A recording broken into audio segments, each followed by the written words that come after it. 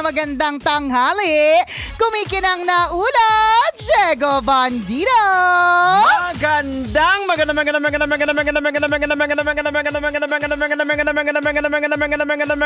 Magandang tanghali. Kumikinang ina. Nicole Yala. Woohoo! Gusto ko lang sabihin, Diego, na naniniwala ka ba na yung mga batang 80s and 90s ay ang best generation? Siyempre, di ba? Ay, oo naman, siyempre. Kailangan pa bang i-memorize yan? Basic yun, basic. Oo. Ito lang yung napansin ko, ha? Aha. Yung mga younger... Teka lang. Ano? Bago sa napansin ko yung damit mo, parang kang galing ka sa mga manukan. Sorry na. Hindi ko mapigilan yung sarili ko pansinin yung damit mo. Mga feathers. Mga feathers. Sabi ko nga sa'yo, Diego, isang araw matatanggap mo na lahat ng mga kasuotan ko. Kinakalabit ako ng utak ko. Ang suot ko kasi para, ano pa to, Ama, hindi pa kasi ako makaget over sa Halloween. Oh. So meron pa akong tawag Parang dito. pumasok po si Nicole sa kulungan ng manok. Tapos dumikit po sa akin lahat ng feathers.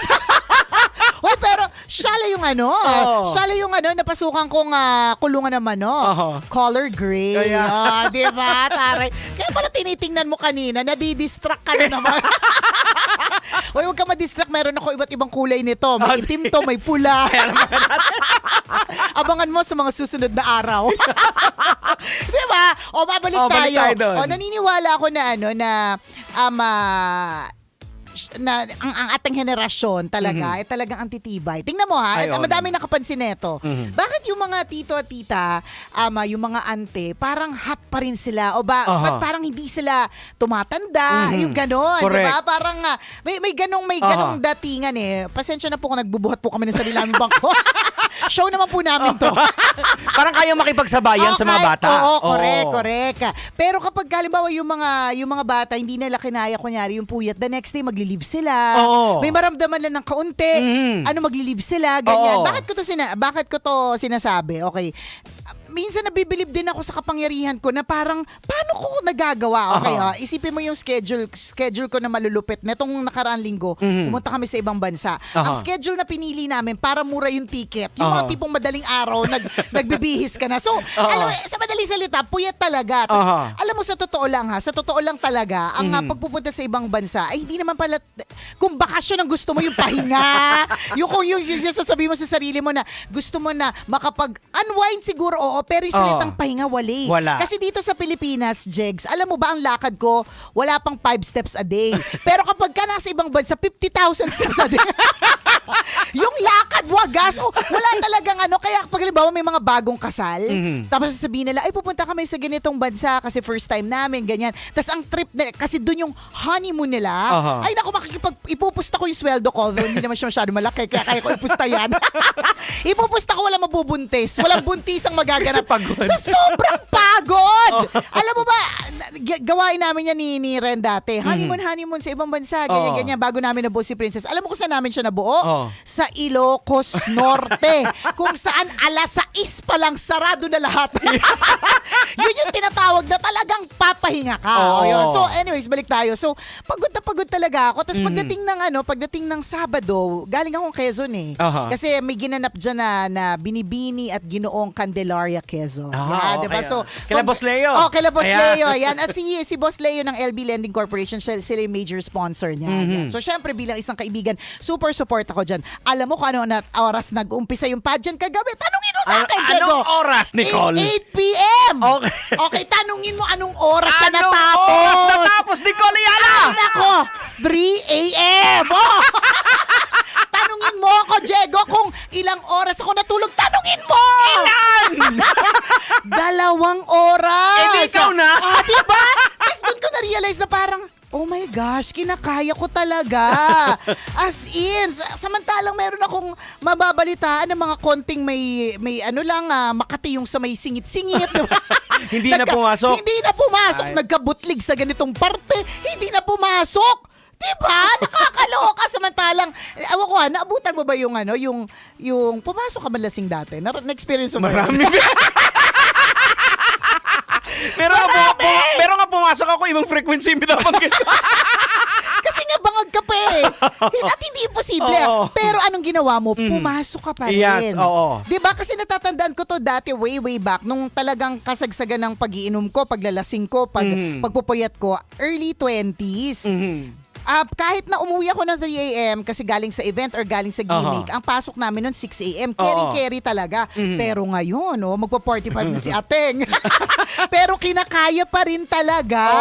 Kasi we were trained na to do this eh. Diba? Kaya natin pagkasyan yung oras natin Correct. Diba parang naikasya talaga ng matindi. Tapos, nagdadaldal. Kasi in-expect ko parang bangag na bangag. Oo, nakakabangag. Totoo naman din. Pero laban. Ako Laban. nakalala ko dati sa probinsya, ang pasok ko, double board. 9 p.m. to 12 midnight. Okay. Tapos alas 4 uri. Ulit. Oo, ng umaga. Diba? Pag 12, gigimik ka pa. Correct. Totoo. Dire-diretso. Diba? Pero sinasabi natin ito na para lang patunayan na matibay talaga. Kung gugustuhin mo maging matibay, pwede. Correct. Oo. Diba? Pero kung gugustuhin mo rin magdahilan, pwede din. Madami ako. Pwede ko sabihin na bangag ako, hindi ko na talaga kakayanin. Pero hindi eh. Laban lang tayo. Yung mga jeans kasi natin, trained talaga siya Palaban eh. Correct ka. And hindi naman ibig sabihin nito na mayabang na tayo. Oo, tama. At magyayabang tayo. At lagi natin tong gagawin sa sarili natin. Hindi, Diego. Ba, alam mo kung bakit? Tanungin mo ako kung ilang oras ako magpapamasahe today. Yung frozen shoulder. Tanungin mo muna. Ilang oras? 2 hours and 6 days ako magpapamasahe. Sabi ko sa iyo, yung sakit ng likod ko talaga naman. Hindi nakakayanin ng siko, gagamit na sila ng kahoy. Piling ko kahoy, tabla. Tsaka feeling ko talaga hindi na kaya ito ng mga yung mga cup ng Ventosa, yung maliliit. Mga malalaki na garapon, mangkok, gano'n nakatitindi yung mga lamig ko talaga. Pero kinakaya. So sa madaling salita, sa totoo, gano'n ang buhay. Pag gusto, may paraan. Correct. Pag ayaw, maraming dahilan. Madaming ka maiisip na dahilan sa Correct. totoo. Tama. Idagdag ko lang dun sa generation natin. Ito, mag-historical tayo. Kasi yung generation kasi natin, napagdaanan natin yung switching ng technology. Yes, Kaya tingin ko correct. yung brains natin is talagang naka-adjust tayo na sa change. Sa change. Oo, correct. Ready tayo. Totoo. Laging nandyan. Hindi man halata, 'di ba, minsan sa galawan ng mga kaedad natin, pero sa totoo lang adjusted kami sa change. Alam mo yun, yung tama ka eh. Naabutan natin ng CD. Oo. Naabutan natin ng MP3. Sa computer pa lang eh. Oo, yung computer. Nagsimula tayo sa DOS. Correct. Yung diba? command ka. Tama. Tapos ang Microsoft. Yan, 'di ba? Tapos naubutan po namin yung mga computer na malalaki yung likod. Oo. 'Di ba? Hanggang sa naging panipisa, Correct. 'di ba? Naalala mo ba yung mouse na may bilog na iniikot-ikot? Syempre, alam ko yan. Diba? Yung disket. Correct. Naabutan natin yan. Naabutan pa nga natin yung TV nilalagay sa cabinet tapos kinakandado, di ba? Kasi nga, may mga, at naabutan talaga natin yung panahon na iilan lang ang channel. Oo. Di ba? Correct. 2, 4, Yung pag pumangit yung utusan ka dun sa ikutin mo yung correct, antena. di ba? At gumagana. Oo. Naabutan natin yung pagka nandito tayo sa parte na to ng bahay natin, ang gumagana lang channel 2. Oo. 'Di ba? Pag napunta ka sa iba, channel 7 lang, 'di ba? Mga ganon. Tapos hanggang sa ako hindi ko naisip na isang araw pero pangarap ko yun ng bata ko. Parang sabi ko sana isang araw magkaroon ng channel na puro cartoons lang, 'di ba? And who would have thought, 'di ba? One day hindi lang isang channel ang merong puro cartoons lang. 'Di ba? Ang dami ng channel na puro cartoons lang. Correct. So yun diba? nga, adapted tayo sa change eh. Ang daming nagbago nag-switch yung technology. Correct. Lahat. Kahit nga, di ba, dati, nabutan natin walang social media. Wala. Nagkaroon ng social media. Correct. Andyan Diba? pa rin yung mga uncle, mga auntie. Di ba? Medyo nga lang talaga, medyo corny mag-post pa minsan, di ba? Pero parang corny sa generational. Alam mo, isang di ko magets, kunyari, di ba, nung part ways kami ni Christopher, ang dami nagsisend sa amin ng stories. So malalaman ko kung magigauge ko yung edad na nag-send ng IG story or My Day, depende dun sa font na ginamit. Alam mo, hindi ko magets, ang haba ng sinabi niya, yung font is super liit. As in, sabi ko, ba't ka ko pa siya. Tapos isuzoom ko. Kasi parang hindi ko mag-gets yung point. Gusto mong mag-send ng message sa akin across na gusto mong mag-appreciate or whatever. Meron kang gusto mong sabihin sa akin. Pero bakit pagkaliit-liit naman? Tapos sa stories pa. So kung stories, ibig sabihin, ang bilis lang ng yung paglipat niya sa next story. Tapos na-realize ko, gawain siya, may gumawa ng ganong video na parang malalaman mo ang edad o henerasyon depende sa kung paano sila nagpo-post ng stories. So yung sa akin sa pool for example, picture ng family, lalagay ko sa IG story or my day. Ang unang iisipin ko doon, music. Thank you Lord. O kaya mga ganon, o kaya it's a beautiful day to be alive, o ganon. Mga gawain ng mga tita. Tapos malalaki yung mga font na thank you Lord for this chance to camera. Habang bumabata, lumiliit yung font. Hanggang sa okay, bakit mo pa sinulat yan? Hindi naman namin lahat mabasa. Pero ang galing lang, di ba? Na nakakaaliw lang na iba-iba talaga. Kasi yun yung sinasabi ng anak ko si Princess. Sinasabi niya sa akin, Mom, your story is so cringe. Paano cringe? Bakit ba't parang diri-diri ka? Ang linaw-linaw. Meron tayong banding. Nilagyan ko ng background music.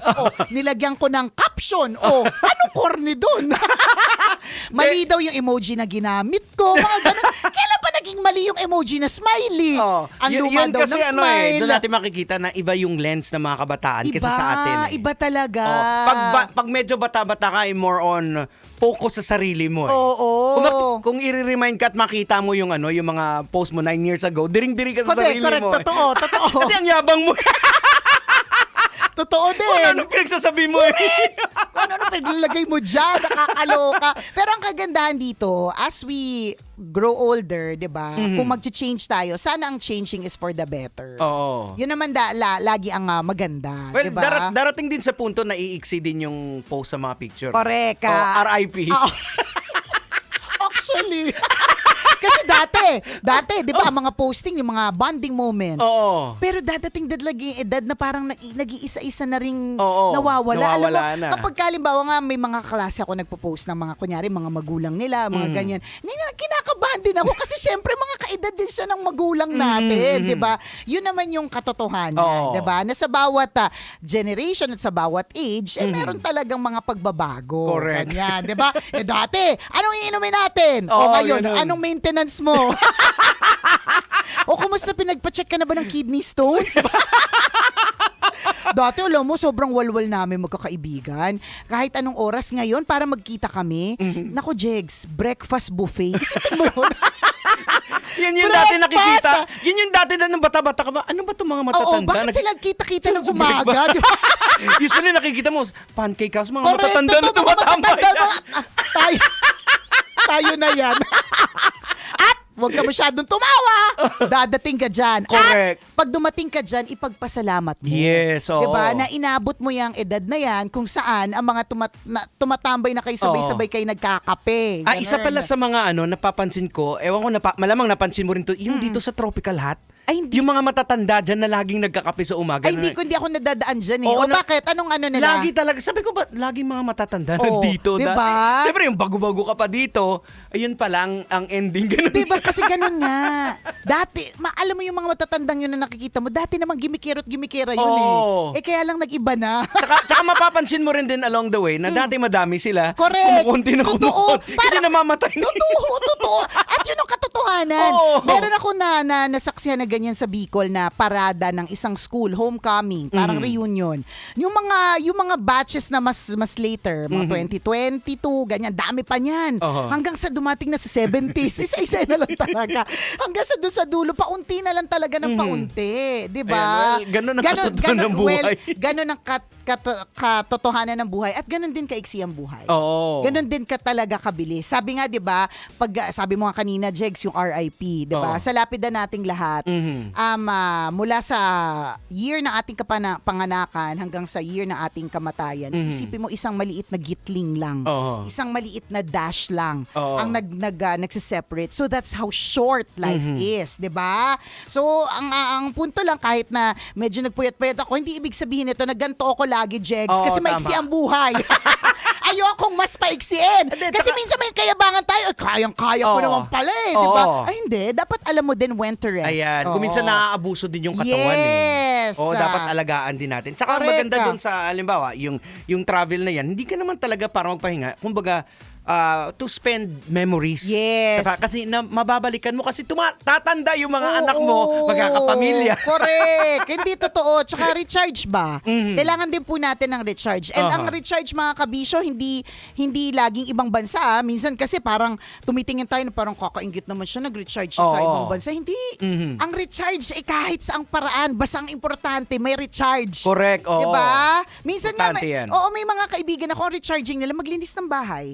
Kasi sobrang busy ng life nila. Parang yung nare-recharge lang sila kapag Sabado, general cleaning. Pagdating ng Lunes, ang lalakas na ulit niyan. Ganon. Oo, tama. Depends Merong kagaya like for example, sa misis ko na lang. Kung minsan pag nagre-recharge siya, babaguhin niya yung pwesto ng aparador. Pagdating mo, bakit ganito? May tumahimik ka na. Nagre-recharge siya noon. O at least hindi magastos. Parang may something new siguro sa paningin na correct. Parang masabi niya, ay nagawa ko parang maganda sa pakiramdam. Totoo may ganun So, kailangan self-aware ka. Ibig sabihin, kilala mo yung sarili mo. Ano ba yung nagpapa-recharge sa akin? O ano ba yung nagbabalik sa akin sa excitement? Kasi dumadating talaga yung point na napapagod ka, nasi-stress ka. Lahat tayo pinagdadaanan natin yan Pero kailangan natin dahil lalaban tayo. Hindi naman po tayo Disney princess. Hindi mo tayo anak mayaman. Correct. So, kailangan natin lumaban. So, dahil wala naman choice kundi lumaban, kailangan ng recharging. Oo. Diba? Hindi lang sa sarili yung recharging and then the entire family. Mas maganda kung masama nyo na lumayo kayo dun sa the usual na ginagalawan. Correct. Kaya dun talaga kayo makakapag-recharge. Tama. Diba? Sana po nakapag-recharge na ang lahat. Sana po ay excited na sa mga susunod na araw na tatahakin natin. Nako, eto na nga yung sinasabi ko pagkatapos ng undas. Bilis na nito. Jex, alam mo, tinitingnan ko yung calendar. Sabi ko lang, bilis na diba, nito. kailan lang undas? November 4 na tayo. Ano ka ba? Kailan lang nag-file ng candidacy si Chuper? Diba? Isang buwan na pala yung nakalipas and more. So, may na isang buwan. Diba? Kaya mabilis talaga Mabilis. Ganun kabilis. So, again, it's a reminder for everyone dahil napakabilis po ng takbo ng mga araw to cherish each day. Oo. Tingin ko nga next week baka meron na mga advance na Christmas party. Tingin mo ba next week meron ng bonus? Tingin ko. Kaya ibigay mo na ang aming Christmas bonus. Excited? Pwede. Oo. Pwede. Kasi lalo-lalo yung mga busy na mga kumpanya gaya na nabanggit natin kila Ma'am Mayet de la Rosa. Medyo maaga yung kanila. First day of December pa lang. Mag-aano na sila agad. Di ba? Sa mga kabisyong oras natin, 39 after 12, ako pong kumikinang na ulo, Diego Bandit. At kasamang kumikinang ina mo, Nicole Liala. Kailangan pa bang i-memorize yan? Basic! Kailangan pa bang i-memorize yan? Love Radio. Basic!